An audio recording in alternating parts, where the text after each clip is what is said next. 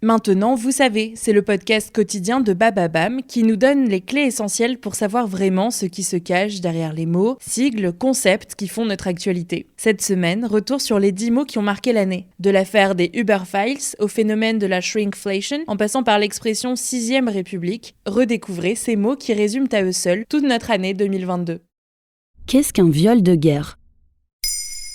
Merci d'avoir posé la question. Dans un rapport publié le 3 avril 2022, l'ONG Human Rights Watch a documenté des crimes de guerre apparents commis par les soldats russes sur la population ukrainienne. 2 semaines après le début de la guerre, le 6 mars 2022, des premiers viols ont été dénoncés par les civils. Ils ont eu lieu à Vorzel, à une 50aine de kilomètres de Kiev, touchant une femme et un adolescent qui ont succombé à leurs blessures dans les heures qui ont suivi. Le 13 mars 2022, une autre femme a raconté avoir été violée par un soldat russe dans la région de Kharkiv et blessée par un couteau.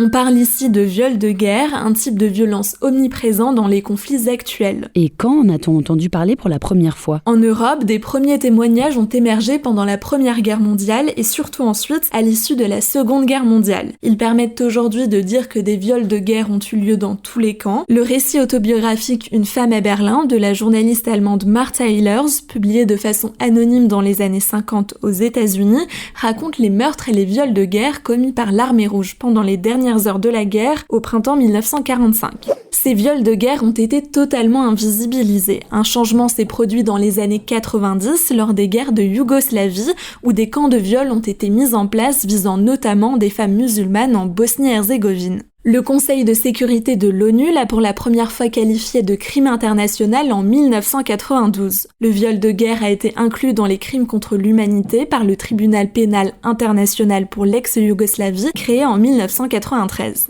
En 2000, 2 résolutions du Conseil de l'ONU ont déclaré que le viol et toute autre violence sexuelle constituent un crime de guerre et donc un crime contre l'humanité.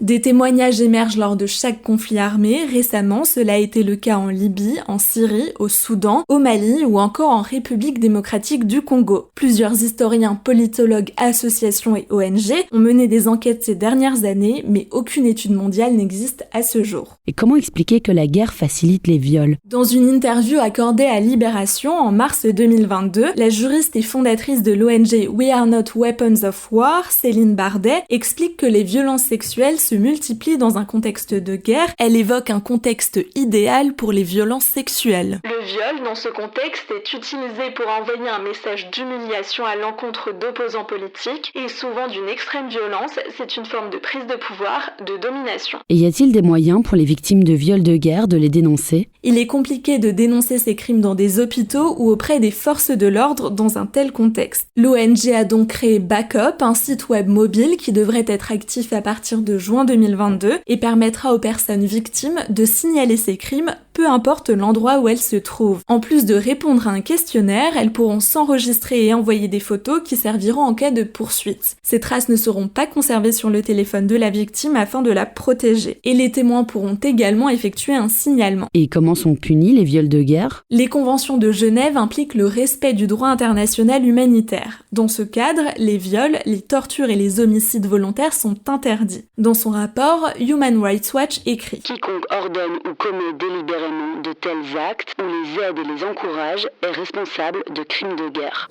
Si la Cour pénale internationale est légitime pour juger ces crimes de guerre, l'historienne Raphaëlle Branche perçoit une limite. Dans son livre « Le viol, une arme de guerre », sorti en 2018, elle souligne la difficulté des instances pénales de rendre compte de logiques collectives qui expliquent pourtant le caractère massif des violences sexuelles en temps de guerre. Voilà ce qu'est un viol de guerre. Maintenant, vous savez, un épisode écrit et réalisé par Pauline Weiss. Ce podcast est disponible sur toutes les plateformes audio et pour l'écouter sans publicité, rendez-vous sur la chaîne Bababam Plus d'Apple Podcast.